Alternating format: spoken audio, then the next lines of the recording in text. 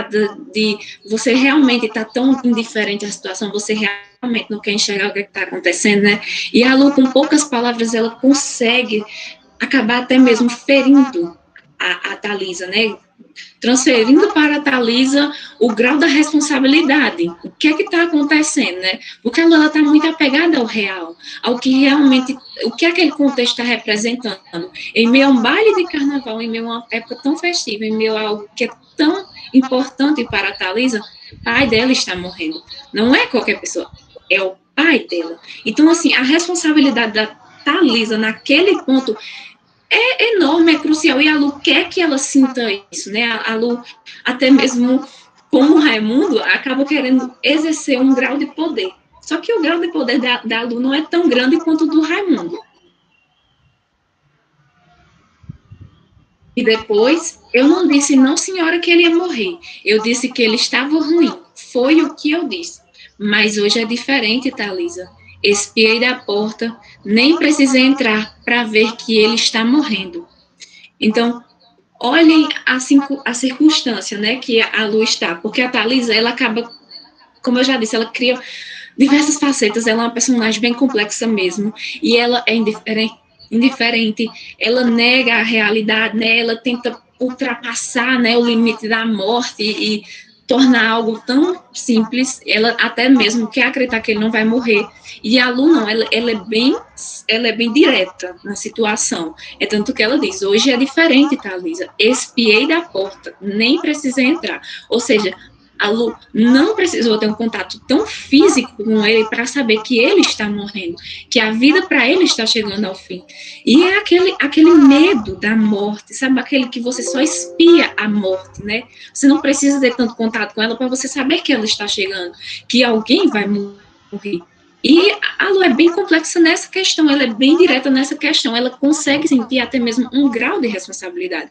E é por a Lu está nesse aspecto em que ela sente tanto, né, a morte ali, que a Thalisa tenta meio que se aproveitar da situação, né, e fazer com que a Lu fique com ele naquela noite, oferecendo roupas, joias, né, e a Lu diz que ela não vai ficar com ele, porque ela também quer aproveitar o baile. Ou seja, a Lu, ela sente, né, a responsabilidade, como eu disse a vocês, mas ela sabe até onde vai. É como se ela estivesse dirigindo, ela estancasse na mesma hora, ela parasse na mesma hora, porque ela sabe até onde ela deve ir. E não é que seja limitado, não é que a Lu seja limitada, mas é porque naquele contexto ela sabe que ela, como uma empregada, o serviço dela é servir, mas é servir até um certo ponto. E a Thalisa, ela acaba querendo, né, usando de certas artimanhas para fazer com que a Lu mude de ideia. E, como eu já disse, a Thalisa, ela é bem, assim, bem complexada, né, bem interessante, e ela tenta mudar de assunto, ela acaba mudando de assunto, né, a Lu quem fica retornando aquela questão da morte e tal, mas a Thalisa não, ela vai mudando de assunto, ela mistura as coisas, e é um momento desses que ela começa a beber vodka. Em algumas das leituras que eu fiz é vodka, outra hora é whisky. Mas o que importa realmente é que ela oferece a Lu, e a ação da Lu é muito gritante, né? Porque olhem bem o diálogo. Quer, tomei muita cerveja, se misturo da ânsia. Não é só a mistura das bebidas que dá ânsia na Lu, né? Não é só aquela mistura do uísque, da vodka com a cerveja. É a mistura de assuntos. Ela querer misturar, né, um baile de carnaval com uma morte, querer passar algo por cima de outro, né? Isso dá ânsia na Lu. Ela sente aquilo, a vontade, né, de vomitar. E é o corpo dela expulsando o horror, né? É o que ela vê como algo que causa horror. E a gente volta ao título, dos caprichos da alma aos horrores do corpo, né? Todos ali naquele espaço, o corpo deles estão se expressando, né? A alma está, mas o corpo também. E o corpo da Lu não aceita a mistura das bebidas, mas principalmente deixa entender, deixa meio que explícito que ela não aceita a mistura dos assuntos, que ela não aceita aquela mistura, né, do carnaval com a morte do pai, querer misturar tudo. Ela não vê aquilo de uma forma tão adequada, né, tão simples. E a Thalisa, como eu já disse, ela até mesmo meio indiferente a tudo, E ela diz, você é chata, não, Lu, 1000 vezes fica repetindo a mesma coisa. Tac, tac, tic, tac. Esse cara não pode esperar um pouco? Olhem bem como ela se refere ao pai dela. Esse cara. Então a gente acaba vendo que eles não têm um vínculo. Não é o mesmo vínculo que ela até mesmo tem com o Raimundo. E a gente acaba percebendo isso, acaba ligando essas pequenas nuances dos personagens, né? Da Thalisa, em especial, a gente acaba percebendo que naquele contexto, em meio ao baile, em meio até mesmo à chegada da morte, ela não quer se ligar àquilo, ela não quer criar um vínculo com a morte naquele momento, né? E por isso ela é até mesmo meio que indiferente à situação, como eu já disse. Esse cara, e daí? Daí que ele vai morrer, né? O tom sombrio. Só que ela é muito mais do que isso, né? Ela também tem outros aspectos aí que vamos deixar mais para frente para analisar. E começando, né? Iniciando, quem é Thalisa? O que a Thalisa representa? O que a Thalisa ela está apresentando, representando, sendo naquele aspecto, naquele contexto. Olhem bem as citações que eu vou utilizar para a gente poder escorrer um pouco sobre essa personagem. Estou atrasadíssima, Lu. Essa fantasia é fogo. Você ajudando vai no instante. Já me pintei. Olha aí, que tal minha cara? Parece que estou num forno, gemeu a jovem, dilatando as narinas porejadas de suor. Nunca transpirei tanto. Sinto o sangue ferver. Se você colocar essas frases ao lado das frases da morte do pai dela, você vê que a Thalisa está gritando: eu estou viva, eu estou sentindo o sangue pulsando no meu corpo, né? O meu organismo ele está vivo, eu estou suando, eu estou com essa fantasia que está pegando fogo, porque eu consigo sentir essas sensações. Ela está gritando praticamente que ela está viva. E ela sente prazer nisso, ela gosta de sentir isso, né? Ela tem uma certa afeição a isso, por mais que ela esteja reclamando da fantasia, do calor, por mais que ela esteja ansiosa, né, para ver logo o Raimundo, ela gosta da sensação da vida pulsando nela, né, do sangue circulando nela. E ela deixa isso sempre bem claro, porque o baile realmente é algo importante para ela, é algo que pode parecer, né, uma coisa fútil. Quem lê o conto pela primeira vez resume escassamente, né, a personagem a adjetivos muito pequenos, né, e acaba dizendo que ela é fútil, que ela é egoísta, que ela não vê a situação do pai dela.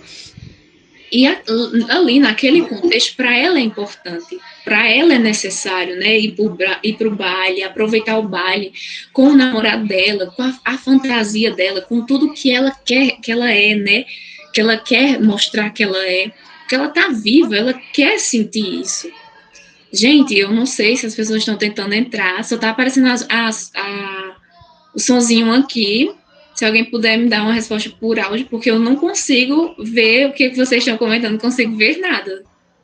Então, assim, se for preciso dar uma paradinha, me falem. E eu vou entender o silêncio também como um prossiga, querida. Pronto?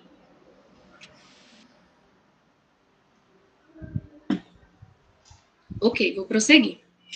Como eu disse a vocês, a forma como a Lígia escreve é muito particular, sabe? É algo muito único dela mesmo, único da escritora, sabe? Olhem bem a forma como ela vai formando as frases. Como eu disse a vocês, aquilo não é sono, é outra coisa. Essa fantasia é fogo. Parece que estou no forno, dilatando as narinas porejadas de suor, né? Dilatando as narinas. Sinto o sangue ferver. Todas essas formas de formular as frases que a Thalisa utiliza, né? E até mesmo que a narradora utiliza para explicar a Thalisa o que ela está sentindo naquele momento, vai demonstrando como a escritora, ela não brinca com as palavras, ela utiliza das palavras ao seu favor. Aliás, a favor do contexto, né? Dos personagens daquele momento. Porque se de um lado a empregada nem precisou entrar para ver que o pai da Thalisa está morrendo, Do outro lado, a Thalisa tá ali, perguntando a Lu o que ela tá achando da cara dela, que ela tá pintada de ver, né? O que ela tá achando? Ela ficou bonita, né? E isso tem outro ponto a ser ressaltado. Mas antes de analisar mais profundamente todos esses aspectos da Thalisa, vamos entender agora um pouco do contexto, né? É interessante porque geralmente as pessoas começam pelo contexto. Deixa eu começar pelo contexto depois de apresentar os personagens. Porque eu acredito que o contexto vai ressaltar ainda mais as questões que são levantadas pelos personagens, né? O que motiva eles, o que eles estão formando naquela situação. O primeiro parágrafo, ele explica muito mesmo do contexto da Thalisa, então vamos iniciar, né? O rancho azul e branco desfilava com seus fascistas vestidos a Luís XV e sua porta-estandarte de peruca prateada em forma de pirâmide, os cachos desabados na testa, a cauda do vestido de cetim arrastando-se enxovalhava pelo asfalto. O negro do bumbo fez uma profunda reverência diante das duas mulheres debruçadas na janela e prosseguiu com seu chapéu de 3 bicos, fazendo rodar a capa encharcada de suor. Novamente, ressalto para vocês que o carnaval, nesse contexto, na situação, é de uma imensa importância. Porque, como todos nós já sabemos, o carnaval é uma das épocas festivas nas quais as pessoas mais aproveitam de forma desgovernada. É como se os limites dos seus instintos fossem cortados e você pudesse ser as diversas facetas que você é, né? As diversas personalidades que te formam. É como se o filme Divertidamente, que eu acredito que muitas pessoas conheçam, né? Como se pegassem aqueles 5 personagens de cada pessoa e soltassem pelo mundo. Você conseguisse ser 5 ou mais personalidades em um dia. E pensem nisso em 4 noites, né? Quantas personalidades a gente não convive em uma noite de carnaval? Para quem gosta. Então, o carnaval é uma explosão de vida, né? Uma explosão de sentimentos, de ações, né? De sensações. Assim, quem gosta dessa época festiva geralmente aproveita de formas desgovernadas, assim, sem pensar no dia da manhã, né? E é uma festa que ela chama o outro, ela faz o outro desejar. Mas não é só a Thalisa que está desejando ir para o carnaval, né? Os outros também estão desejando ela. É tanto que o negro do bumbo faz uma profunda reverência a ela e à empregada. E a Lu, ela se sente até mesmo inferior, porque logo após essa parte que foi narrada, a Lu fala, foi para você. E a reação da Thalisa é fantástica, né? A Thalisa fala, o meu negro é muito mais bonito, né? Então, novamente o Raimundo aparece aí nas entrelinhas, pelos outros falando por ele. Então, assim, por mais que o negro dela, como ela disse, é muito mais bonito, ela gosta da sensação de ser desejada. Ela gosta de acreditar que ela está sendo desejada, que o outro deseja ela. Um homem fazer uma reverência para ela, isso deixa o ego dela muito alisado, né? Ela se sente muito desejada, muito bonita. Então, a gente acaba percebendo que a Thalisa, ela gosta disso, ela gosta de ser venerada, sabe? Ela gosta da sensação de que os outros sentem atração por ela, mas mesmo assim, o negro dela é mais bonito. Então, com certeza, ele consegue até mesmo manipular, né, ela de forma mais simplificada. Porque se um outro está fazendo reverência para ela, e isso, por mais que já desejo nela, não faz ela acabar se apegando a isso, né? Ela acabar não abrindo a cabeça dela para outras pessoas, o negro dela é mais bonito, um certo grau de poder muito alto nela, né? Muito alto na personagem. E, como eu disse, é um baile, você está ali expressando suas diversas facetas, seus diversos seres. Mas tem outro aspecto aí bem chamativo, que é a cor verde. É um baile verde. E todos vão fantasiados de verde, mas a Thalisa, ela vai além da fantasia, porque ela usa tudo do verde. Olhem bem os diálogos dela com a Lu e as narrativas sobre ela. Sentando-se na cama, a jovem abriu sobre os joelhos o saiote verde. Usava biquíni e meias rendadas também verdes. O outro ficou bonito, Thalisa. Com o cabelo assim verde, você tá parecendo um alcachofra. Tão gozado. Não gosta desse verde na unha. Fica esquisito. Então, é um baile verde. As fantasias são verdes. E a Thalisa, ela vai toda de verde, né? Ela usa as roupas íntimas verde. Ela usa a fantasia dela toda verde, que provavelmente deve ser uma fantasia muito grande, já que ela não pode mostrar uma metade da coxa, porque o Raimundo fica irritado. Então, pense em uma personagem toda de verde, né? Aquela pessoa toda de verde, o cabelo verde, a unha verde, a maquiagem verde, toda verde. E o verde, e nesse contexto, ele está ligado à vida, né? Aos desejos de aproveitar a vida, a ver a vida como algo realmente bom e incrível. E ela usa dessa cor para acabar até mesmo se caracterizando, né? Outro ponto, assim, bem particular é a questão de como a Lu fala do cabelo dela e da unha, né? Com o cabelo assim verde, você está parecendo um alcachofra, tá tão gozado, é como se ela provocasse o riso, e além do riso, né, uma crítica, que ela tá passando dos limites, né, por que aquele todo verde, né, e além disso tem a cor verde na unha, fica esquisito. E novamente eu lembro para vocês como a Lu, ela tá ali tão apegada, sabe, à realidade, porque cientificamente falando, a unha, ela é uma das partes do corpo que primeiramente vai se apodrecer quando uma pessoa chega a falecer. E a unha, ela vai criando uma nova cor. Ela vai criando um novo aspecto. E, mais precisamente, esse aspecto é puxado por um verde escuro, né? E é isso que a Lu tá meio que dizendo ali, né? Querida, sua unha está parecendo que está podre, está apodrecendo. Só que não é a Thalisa que está apodrecendo. Nessa história, não é a Thalisa, né? Não nesse contexto. É o pai dela. E, novamente, eu explico para vocês que a Lu, ela tá apegada à realidade e ela tá querendo, por favor, Thalisa, perceba o que está acontecendo, né? E ela fica usando dessas artimanhas para acabar meio que jogando umas verdades. Outros aspectos do baile verde é o seguinte: é um baile verde, que ser verde, tudo verde, mas não precisa ficar me olhando. Vamos, não pare, pode falar, mas vá trabalhando. Falta mais da metade, Lu. Minha pintura não está derretendo? Veja se o verde dos olhos não borrou.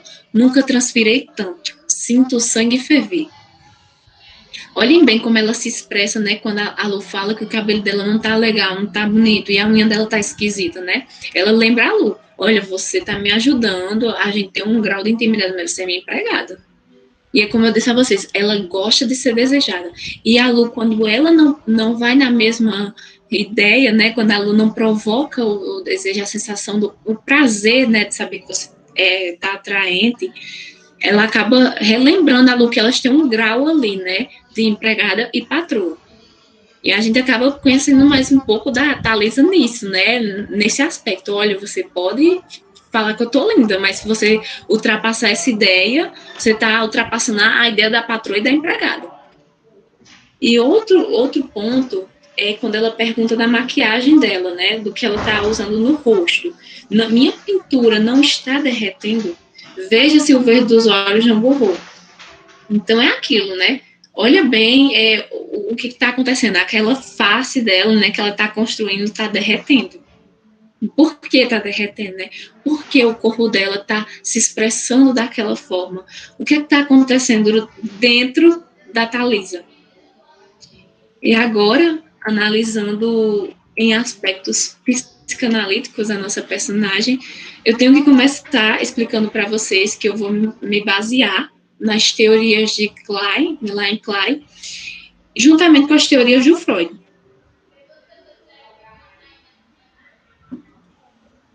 E a Klein, ela foi uma psicanalista estudiosa que estudou muitas teorias de Freud, muitas mesmo. É tanto que no livro dela, nesse que eu li em outro, ela acaba pegando muitas teorias para iniciar, dar o ponto de partida na delas, em como ela enxerga certos aspectos.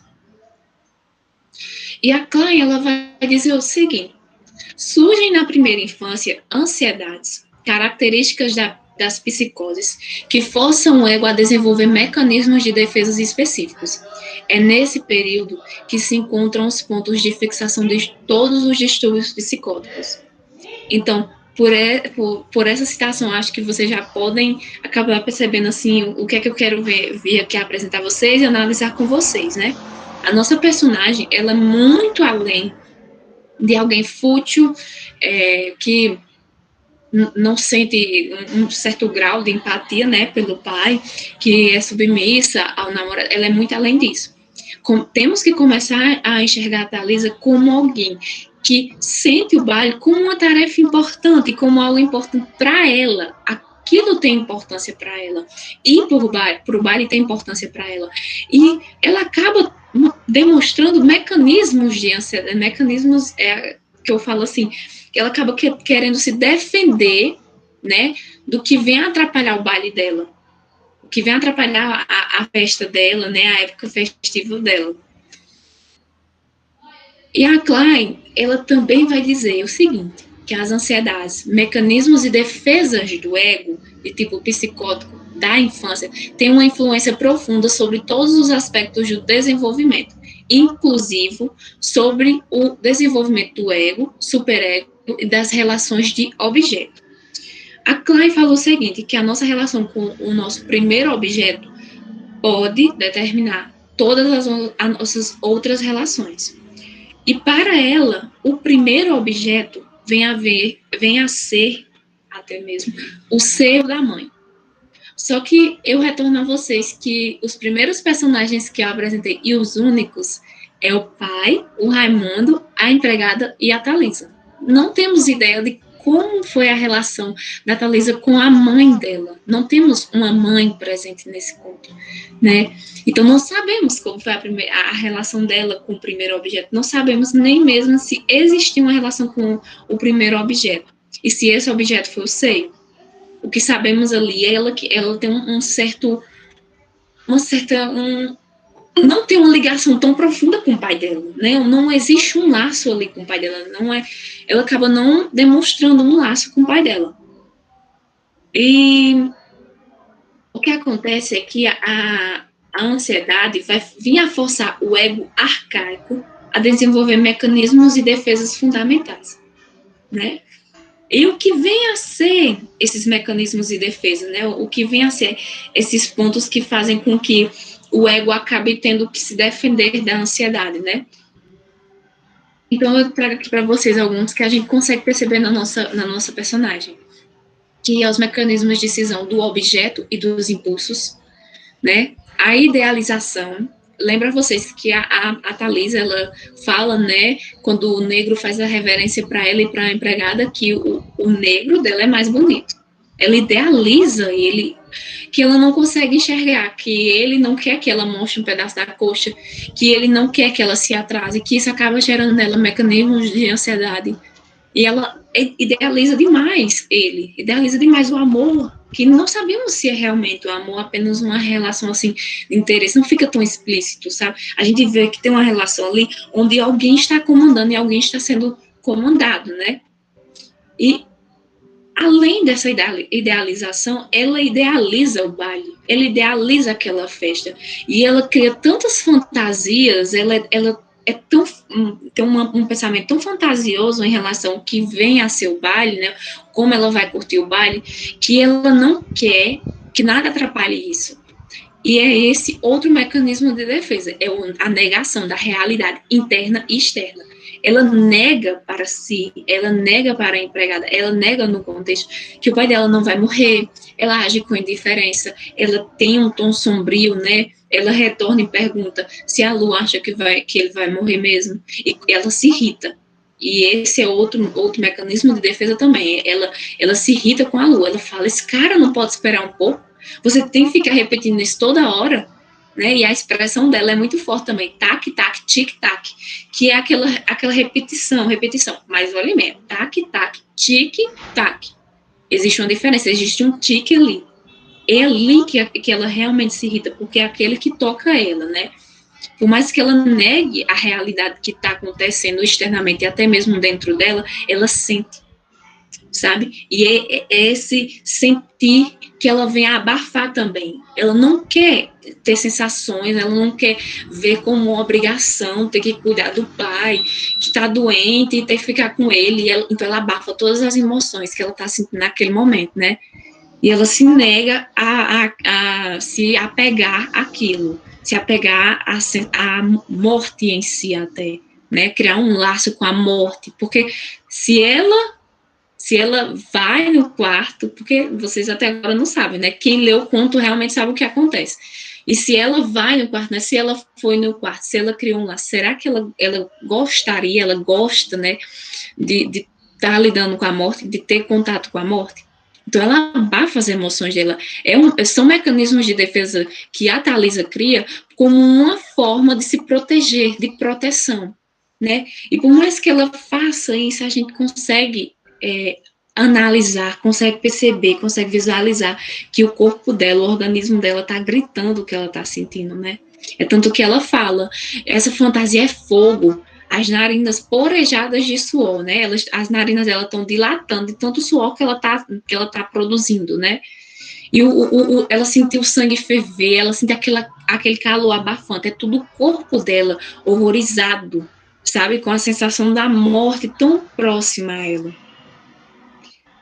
E, bem, a ansiedade, ela vai acabar forçando com que o ego arcaico tente se proteger dela, tente lidar com ela, e até mesmo que ele busque isso mais tardiamente. A Klein vai dizer o seguinte: temos razões, creio eu, para supor que algumas funções que encontramos no ego mais tardio lá estão desde o início. Proeminentemente entre elas é a lidar com a ansiedade. Considero que a ansiedade surge da operação da pulsão de morte dentro do organismo. É sentida como um medo do aniquilamento e toma forma de medo de perseguição. É um medo do impulso destrutivo que vai parecer que está se ligando a um objeto. E o que acontece ali é que aquele objeto, ele vem a ser dominador, né? Aquele objeto vem a ter um poder. A Thalisa, por mais que ela demonstre que ela dá um poder ao Raimundo, ela não dá o mesmo poder ao pai dela. Ela não abre ao pai dela essa mesma perspectiva, né? E por quê? Porque ela tem medo da morte, né? Ela tem medo do aniquilamento. A ansiedade faz você acreditar. Júlia. Oi. Não sei se você tá vendo aí, mas tem pessoal querendo entrar. Não sei se você tá dando pra ver aí. Não. Deixa eu colocar o pessoal aqui, gente. Só um minuto. Não chegou nada aqui, Guilherme. Eu acho que vão pedir de novo, mas se pedirem, eu aviso, viu? Tá bom? Tá certo, pode avisar. Obrigada. Bem, pessoal, só quando de novo. Eu vou até deixar assim aberto, gente, porque eu acredito que fique mais fácil quando o pessoal quiser entrar, de eu voltar para a sala. Voltando só à leitura, porque eu acabei me perdendo um pouquinho. Temos razões, creio eu, para supor que algumas funções que encontramos no ego mais tardio lá estão desde o início. Proeminentemente, elas é a lidar com a ansiedade. Considero que a ansiedade surge da operação da pulsão de morte dentro do organismo. É sentida como um medo de aniquilamento e toma forma de medo de perseguição. Então, esse medo, ele vai se ligar a um objeto. E esse medo já existe, ele vai se ligar a um objeto. E ele vai se tornar mais apavorado ainda desse objeto se tornar dominador. Por mais que a Thalisa ela dê poder ao Raimundo, né, poder sobre o corpo, sobre o ser dela, né, por mais que ela idealize ele, ela não dá o mesmo poder ao pai dela. ela não dá a ele a mesma possibilidade, né? Ela não cria uma relação tão grande com o pai dela a ponto dela dar o mesmo poder. E principalmente, por mais que isso aconteça, ela ainda sente ansiedade, ela ainda grita que está com ansiedade, né? Que ela está com medo de ter que lidar com a morte. E esse medo acaba se juntando, né? Com o medo da perseguição, né, de ser perseguido, a morte se unir à perseguição e chegar nela. E a personagem acaba expressando de todas as formas que, assim, ela não quer se ligar a isso, ela tem pavor de se ligar a isso, o corpo dela acaba expressando que ela está apavorada com a ideia de ter que se lidar com isso. O Freud ele vai dizer o seguinte, que em crianças, a ansiedade ela pode ser definida como sentir falta de alguém a quem ama e por quem anseia. É como se... Vou até ler a outra citação que acaba se tornando mais simples de explicar para vocês. Se a mãe estiver ausente ou houver retirado o amor que sentia pelo filho, este não mais tem certeza da satisfação de suas próprias necessidades e talvez fique exposto às mais aflitivas sensações de tensão. Então, o que acontece? A criança, ela cria um vínculo muito forte com a mãe, né? A mãe, ela tá ali, o seio, o primeiro objeto, o seio, né? Ele acaba criando um laço entre a criança e sua mãe, né? E uma criança que ela sinta a ansiedade, né? Que ela sinta a pulsão de vida e de morte, ela vai ter um medo do aniquilamento e principalmente ela vai acreditar que ela tem poder o suficiente para o aniquilamento do outro e o aniquilamento de si mesmo. E é por saber disso que ela vai ter medo do outro acabar fazendo isso com ela. Então, quando a mãe some, quando a mãe se torna ausente, a criança acaba criando na mente dela, né, o inconsciente dela, para que acaba trabalhando para que ela acredite que ela aniquilou a mãe, né? É por isso até que lendo algumas teorias por fora, eu vi que alguns psicanalistas vão acreditar que quando a criança revê a mãe, aquela sensação, aquele amor, aquele brilho que muitas mães dizendo que seus filhos têm por si, é a sensação de vitória. O seu pensamento não conseguiu ser tão forte assim. E esses mecanismos são todos de desenvolvimento da ansiedade. A ansiedade, ela pegando pequenas nuances do seu ser e trabalhando nelas, sabe? E a gente consegue perceber isso na Thalisa. A gente consegue perceber que a ansiedade nela é pulsante. O corpo dela tá pulsando a ansiedade. Por mais que ela diga que ela quer ir curtir o baile de carnaval, que ela tá bonita e tudo mais, por dentro a coisa não pode não estar tão bonita dessa forma, pode não estar tão organizada quanto está com ela falando, né? E além disso, né, o Freud vai afirmar o seguinte, que a criança ela sente um pavor de ser devorada pelo animal totêmico, o pai. E a Thalisa, ela expressa isso, né? Ela meio que grita isso também, né? Que ela não quer se ligar à morte do pai dela, ela não quer ter um contato, tanto que ela faz, daí, você acha que ele está morrendo? Será que ela tá somente apavorada com a ideia da morte ou saber que ela pode acabar não sendo mais, sentir esse pavor, ela pode acabar não sentindo mais esse pavor, também não dá uma sensação de alívio nela, né? Por isso que ela fala em um tom sombrio, porque esse tipo de pensamento pode chegar até ela, né, e ela se sentir apavorada, mas ao mesmo tempo ela sentir um grau de alívio. Olhem bem o diálogo dela com a Lu, retornando, né? Mas quando fui lá, ele estava dormindo tão calmo, Lu, aquilo não é sono, é outra coisa, né? Então ela acaba criando mecanismos até para se defender, argumentar contra a Lu, que ele não vai morrer, não naquele dia. Então a gente vai vendo que a personagem ela vai argumentando, ela vai agindo com indiferença, ela usa tom sombrio e ela tem particularidades de alguém que está sentindo, né, grandes sintomas de ansiedade pulsando nela, né, a gente consegue perceber que diante daquele contexto, como o baile é importante para ela, como ver o Raimundo é importante para ela, né, ela não quer ser logo apavorada com a ideia da morte.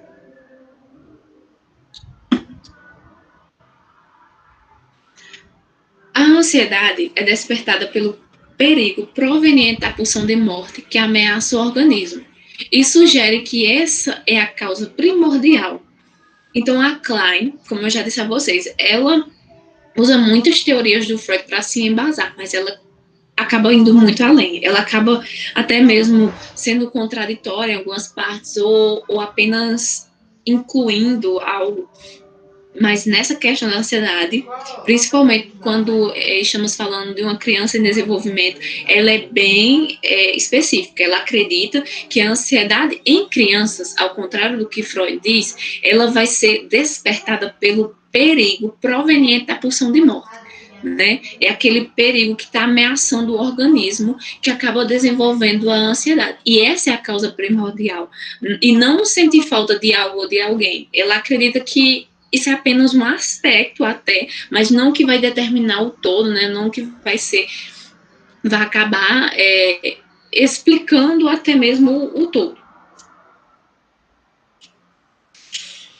Saindo um pouco, não é saindo tanto, mas analisando outro aspecto, a gente tem que pensar na relação de parentesco ali, né? As características do objeto seio, né? E a relação que a Thalisa não tem com o pai. A Karen diz o seguinte: tenho expressado com frequência minha concepção de que relações de objeto existem desde o início da vida, sendo o primeiro objeto o seio da mãe, como eu já falei para vocês, o qual, para a criança, fica cendido em um bom gratificador e um seio mau, o frustrador. E essa cisão, né, ela vai resultar na separação entre amor e ódio. Sugerir ainda que a relação com o primeiro objeto implica em sua introjeção e projeção. E por isso, desde o início, as relações de objeto são moldadas por uma interação entre introjeção e projeção e entre objetos e suas situações internas e externas. Então, o que acontece? Como eu já falei para vocês, ela acredita que o primeiro objeto é o seio da mãe. É a partir dele que vamos determinar nossas relações com o outro, nossas relações até mesmo com outros objetos, né? Porque isso fica bem explicado. O objeto vai ser o primeiro objeto que você vai estabelecer uma relação vai determinar com outros objetos. E esses outros objetos podem vir a ser uma pessoa ou algo, né? Acho que agora chegou um convite. Espera um pouquinho, gente. Vou retornar agora. E o que acontece? Que essa cisão entre o seio bom, né, o gratificador, e o seio mau vai resultar também na separação entre amor e ódio. Não devemos se apegar, eu acredito até que graças a grandes leituras, a gente acaba percebendo que não devemos se apegar como se o seu mal só se responsabilizasse pela morte ele. O que acontece é que o seio mal, ele vai ser a parte até frustrante. É quando você frustra, é como se você tivesse um objetivo. Você tivesse muito empenhado nesse objetivo, né? Então, esse é o desenvolvimento do seu bom. Você está ali empenhado, você está atrás de algo, você está se sentindo gratificante. E quando algo dá para trás, né, já é meio que assim, você já meio que se apega ao seu mal, ao seu frustrador. O que acontece é que nesses aspectos, né, do contexto em que estamos falando, o seu mal, na Thalisa, ele está ligado à morte. Ele está ligado à morte do pai dela, né? Que ela não quer se responsabilizar, ela não quer se ligar a isso, né? Para ela, se ligar a isso seria se ligar a uma parte frustrante, né? E é essa separação entre o amor e o ódio, que a gente acaba vendo até na separação que ela sente pelos dois homens em si, na história, que é o pai e o namorado, né? Ela sente muito apego ao namorado, ela sente medo de deixar o namorado irritado, mas ela não sente o mesmo pelo pai dela. E só trazendo 2 pontos que eu acho que são muito característicos. A Klein vai dizer até o seguinte, que a ansiedade, ela é a não satisfação libidinal. É quando você não satisfaz o seu prazer, o outro também não satisfaz isso em você, né? Então, isso acaba até gerando ansiedade, né? Esperar que o outro satisfaça o que você está desejando. Então, existem os impulsos sádicos orais dirigidos ao objeto, seio, da mãe, né? Desde o início da vida. Então, você acaba criando aspectos, né, mecanismos, impulsos sádicos. Não é somente gostar de sentir a dor do outro, é você sentir prazer, mesmo que o outro esteja sentindo dor, né? E isso é muito, muito comum, muito comum. Existem os impulsos sádicos orais dirigidos ao objeto seio da mãe. Isso é desde o início. Então, além disso tudo, o primeiro objeto ele vai atuar como ponto focal no ego. Ou seja, ele vai desenvolver características do ego. Ele vai ser responsável por aspectos do ego. E como eu disse a vocês, né, existem os impulsos sádicos orais dirigidos ao seio, né? E quando você não tem, você não é satisfeito, você não tem a satisfação do seu prazer, isso pode gerar agressão, isso pode gerar raiva, mas isso também pode até gerar a culpa. E a nossa personagem, ela sente culpa, né? Ela pode não expressar de uma forma tão visível como ela consegue expressar todas as outras características dela, né? Tudo aquilo que a compõe. Mas a culpa está ali presente na Thalisa. Olhem bem o que o Freud vai dizer sobre a culpa. O sentimento de culpa é uma expressão do conflito devido à ambivalência da eterna luta entre Eros e a pulsão de destruição ou de morte, né? Então, é o prazer lutando, né, com a pulsão da destruição ou da morte, né? O que está dando prazer a Thalisa é imaginar que ela vai para um baile de carnaval, ela vai aproveitar a vida, ela vai aproveitar a vida dela com o namorado dela, que é um negro que é mais bonito do que alguém que faz reverência para ela. Ela é desejada. Então, tudo isso, né, todas essas questões de que levam ela, o que motivam ela, né, e até mesmo estão ligadas ao que vem a caracterizar o ser bom dela, estão em conflito com a pulsão de morte e de destruição ali, do aniquilamento, né? E o aniquilamento em si ali é a morte também, é a morte do pai dela. Porque se o pai dela morre enquanto ela tá se arrumando, ela só tem duas escolhas, né? Ou ela fica, ou ela vai pro carnaval mesmo assim, né? E assim, eu digo e repito, todos têm que ler o conto, assim, para entender o quanto ele é fantástico. Porque analisando ele é fantástico, lendo ele é fantástico milhões de vezes. E além disso, Abraham vai dizer o seguinte, que a culpa é o resultado quando você transpassa os seus impulsos canibalescos, né? Os seus desejos canibalescos. Porque, como eu disse, a criança ela vai acabar despejando, né, sugando o seio da mãe, sentindo prazer nisso, sentindo um prazer sádico nisso. E quando ela consegue superar esses aspectos canibalescos nas palavras de Abraham, é porque ela está conseguindo sentir a culpa, ela se apega à culpa, porque quando você supera esse aspecto, como você começa a pensar na dor do outro, né, no que está acontecendo com o outro, e sentir culpa por saber que isso envolve você, você está começando a superar as suas características canibalescas. E a Thalisa, ela sente isso. A Thalisa, ela faz de tudo para que a Lu esteja errada, né? Ela argumenta contra a Lu, não somente para ir para o baile, mas porque ela não quer se apegar a uma morte, e principalmente porque ela sente culpa. Então, analisando, pensem bem como eu comecei, né, falando da indiferença dela, do tom sombrio, e o que eu estou falando agora, que ela sente culpa. E por isso que eu disse e repito, a Thalisa é uma personagem muito complexa, ela tem muito a ser analisado ainda, né? Uma palestra só não daria de conta de quem é Thalisa, o que compõe Thalisa, o que forma Thalisa, mas a gente vai aos poucos conhecendo essa personagem, né? Retornando, acabei nem lendo para vocês. Olhem bem a frase que ela fala para Lu. Mas você já se enganou uma vez, lembra? disse que ele ia morrer, que estava nas últimas. E no dia seguinte ele já pedia leite, radiante. Né? É naquela hora que a Lu fala assim, mas eu não disse isso, você entendeu mal, eu falei que ele estava mal naquele dia, mas hoje é outra coisa, Thalisa. Ele está morrendo, né? E é como eu disse a vocês, a Thalisa está sempre utilizando de argumentos para que faça ela querer se apegar à ideia de que o pai dela não vai morrer naquele momento, né? Que não vai morrer. E ela não fala, ela não chama ele de pai, né? Esse é um aspecto que tá bem forte. Ela não chama ele de pai, ela chama ele de cara, ele, né? Esse cara, ele, mas nunca de pai, né? Nunca cria realmente uma ligação com ele. Então, a gente vê que ela é bem explícita nisso, né? Mas a culpa tá ali.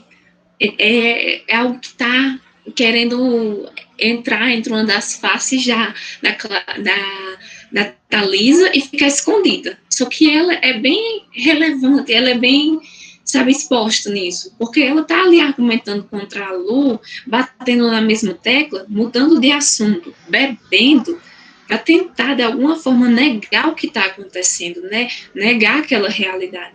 E eu retorno a dizer que a Thalisa, ela é muito mais do que daquela personagem diferente, egoísta, fútil. Se fôssemos ler o conto agora, antes de ter começado a palestra, muitos de vocês resumiriam ela em apenas uma frase, né? Uma burguesinha fútil, indiferente à morte do pai, uma egoístazinha, né?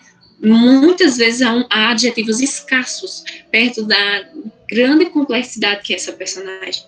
E é isso que a psicanálise acaba nos deixando até mesmo se aproveitar, né? Que é você conseguir analisar um personagem, um indivíduo que está ali escrito de uma outra forma, sob um outro olhar. O Freud acreditava ainda que a culpa era aplicável às manifestações de consciência resultantes no desenvolvimento do superego. Ou seja, quando você acaba criando consciência da situação, você acaba percebendo que aquilo te atinge, né? E a Thalisa, ela expressa que está atingida por meio do corpo dela, né? Os horrores do corpo dela, o corpo dela tá suando, ela tá sentindo um fogo, e além disso tudo, para ela expressar que é a vida pulsando, expressa também o medo da culpa, né? O horror da culpa, o pavor da morte, o pavor da responsabilidade da morte do outro.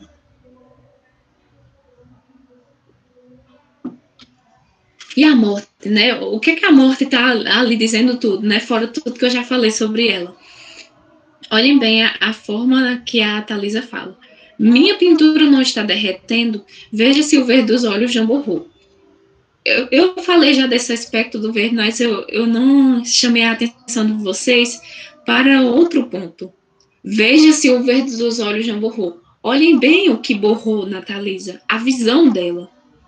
Logo a Thalisa, que acreditava que estava sendo somente ela reverenciada, que o negro dela é mais bonito, que o cabelo dela tá lindo, né? Que ela tá linda, que ela escolheu não mostrar a coxa, então era algo que ela tá sempre utilizando da visão. Assim como a Lu utilizou de espiar para ver que a morte tá chegando pro pai da Thalisa, a Thalisa começa a demonstrar que aquela visão tão perfeita, idealizada que ela tinha, já não está da mesma forma que antes, né?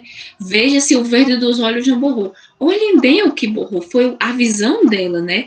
É o que faz com que ela acredite no que ela acredite até.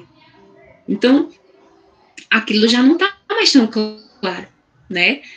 E fora isso, tem outro aspecto. Minha pintura não está derretendo, como eu disse a vocês, né? No carnaval, eu acredito muito na questão dos divertidamente, que você tem várias faces, e no carnaval você se sente livre para demonstrar essas várias faces suas, sejam elas boas ou más, você acaba demonstrando, né? Quem gosta de carnaval aproveita assiduamente, de maneiras até desesperadas e sem responsabilidade. Então, ela se pintou toda de verde, né? E a pintura dela está derretendo. Será que é somente a pintura da Thalita que está derretendo? Será que não foi a diversas formas que ela utilizou, os mecanismos de defesa dela, será que estão tão fortes quanto antes? Diante de tantas especulações da Lu, que o pai dela vai morrer, né? Que não tem como ela mudar de assunto, que não adianta ela querer misturar vodka, querer fazer com que a Lu misture vodka e cerveja, né? Então, a pintura dela tá derretendo, a face dela tá derretendo, sabe? É como se a máscara que ela estava utilizando para se defender acabasse se desprendendo do rosto dela. E outro ponto, como eu já falei para vocês, é o verde, né? O verde sempre demonstrando a vida. Será que nesse ponto aí ela já tá sentindo o verde demonstrando tanta vida assim? Quando a Lu fala da unha, é muito específico mesmo. A Lu fala da unha e do cabelo, que são pontos essenciais do corpo do outro, né? Que se deteriora mais rápido diante da morte. E ali, logo na Thalisa, que tá tão viva, né? E aquilo incomoda ela, né? E é por isso que ela até pergunta, minha pintura não está derretendo? Veja se o verde dos olhos não borrou. E ela volta a dizer, nunca transpirei tanto, ou seja, o corpo dela nunca agiu da forma como agiu. Ela nunca esteve em tantos limites, né? Ela reclama a todo momento do calor. Ela fala que está sentindo o sangue dela fervendo, né? Que ela está transpirando. Ela dilata as narinas dela que estão porejadas de suor. Ou seja, é o corpo dela gritando o que ela está sentindo, né? O corpo dela, por mais que a Thalisa fale, eu quero viver, eu estou viva, o corpo dela também está gritando, eu estou apavorada, eu estou horrorizada, né? E a gente acaba percebendo que a culpa, a ansiedade de sentir aquela emoção do carnaval, né? Aquela emoção do baile que é tão importante para ela, e o pai dela baqueando tudo com a morte, acaba sendo tudo expresso no corpo dela. E, novamente, é uma imposição no corpo, né? Porque o Raimundo, ele reclama se ela mostrar um pedaço da coxa, ele reclama se ela se atrasar, e a culpa, a ansiedade, né? O medo da morte, o pavor da morte, liga-se ao corpo dela também. Acaba se impondo, né, no corpo dela, se autorrepresentando no corpo dela. Então, são diversos aspectos para uma personagem muito complexa, né, com a Thalisa. E retornando à questão da visão, olhem bem como ela sempre está negando, né? Espiei da porta. Nem precisei entrar para ver que ele está morrendo. Mas quando fui lá, ele estava dormindo tão calmo, Lu. Aquilo não é sono, é outra coisa. Então, a Lu, né, ela não dá um pingo de esperanças a Thalisa que o pai dela não vai morrer logo no dia do baile de carnaval dela, né? E as duas personagens, elas já estão horrorizadas, apavoradas com a ideia da morte. Só que na Thalisa, o corpo dela se expressa com uma força maior, né? Ela sente a ansiedade pulsando, ela sente a morte se aproximando. A morte está no quarto ao lado dela, né? A morte tá gemendo e ela tá se incomodando. A empregada tá reclamando, tá dizendo que ele vai morrer e ela tá se incomodando. E o corpo dela expressa tudo isso, né? O corpo dela tá... Outro ponto que eu achei extremamente necessário de trazer aqui para vocês é o que o Freud diz, que é o seguinte: as perigosas pulsões de mortes, elas são tratadas de várias maneiras dentro do indivíduo. Elas tomam-se em partes inofensivas que vão se fundir com componentes eróticos. Elas são partes desviadas do mundo exterior, né, sob a forma da agressão, como eu disse a vocês. Esse cara não pode esperar um pouco? Ai, Lu, você fica repetindo a mesma coisa, né? Então a gente vai vendo que a personagem tem todos esses aspectos. E principalmente, a Lu, ela vai pro baile também, né? A Lu, ela vai pro baile também, e antes de ir pro baile, a Thalisa pede pra Lu ajudar ela na fantasia. O que acontece é que a Lu tá pregando paetês na Thalisa. É como se a Lu estivesse pregando diversas facetas na Thalisa, diversos pontos na Thalisa, né? Ela tá ali, dizendo, Thalisa, seu pai vai morrer, pregando os paetezinhos, né? E a Thalisa, ela tá tentando de todas as formas expulsar essa reação, né? Ela tá se ligando àqueles paetês de outra forma. Enquanto a Lu tá indo com uma ideia a Thalisa está pegando outra forma. E ela acaba tentando se defender, né? E é por isso que o Freud diz, as perigosas pulsões de morte, elas vão ser tratadas no organismo do indivíduo de diversas formas, né? Sobre a forma da agressão, sobre uma forma de que você tenta argumentar contra o outro. Então, é isso que a Thalisa está fazendo, enquanto a Lu está pregando os paetês nela. E um spoiler do final, né?